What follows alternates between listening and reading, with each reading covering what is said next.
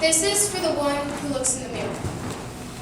This is for the one who wears long-sleeved shirts. And this is for the one who smiles. There's a little girl with a sparkle in her eye, running around, playing pretend with Barbie dolls as her innocence slowly walks away, leaving piece by piece until it vanishes. She now picks out her flaws like petals on a flower, but doesn't understand that flaws are what make up an individual. So she starts by saying no, and skipping one meal and another, until not only her stomach is growling, but her body is aching for a missing piece she left down that road she chose.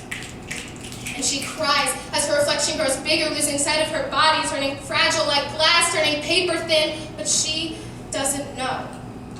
And the voices in her head grow louder, screaming at her with no end, until she slowly fades away, and that sparkle in her eyes is gone, just like that little girl who played pretend.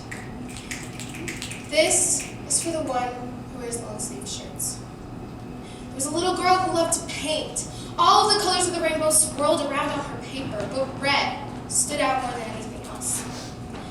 As time went by, she continued to paint, but as some plants wilt and others thrive, she wasn't a lucky one. Her life slowly became pills and appointments with a nice lady who she didn't open up to as she should have, and as she grew older and time went by, excruciatingly slow and painful, she continued to paint, though instead of paper, it was her skin, and a blade pulled out of a pencil sharpener was her paintbrush. And day after day, that paint became a darker shade of red, until she spilled her paint.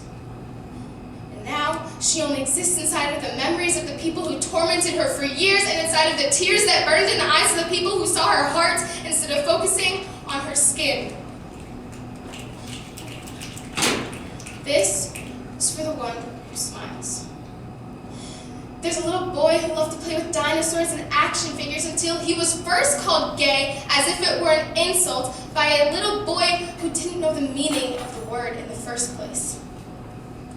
As he grew older, the names matured as he did.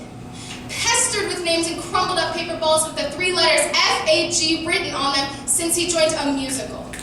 Since he took a dance class. As if those little traits even compared to the reality of the word that means happy yet used to make someone sad or angry. And no one stood up for the boy who loved to dance, so he wore a mask. And not the same type of mask he wore in his musicals, but a smile plastered on his face until 2 in the morning, crying at these people for making fun of him for something that he loves to do. So now he does a dance routine throughout the day, full of twists to ignore and leaps to lie that he's okay. This is for the one who can't look in the mirror without crying. This is for the one who covers up her scars with a long-sleeved shirt. And this is for the one who fakes a smile. This is for the ones like me.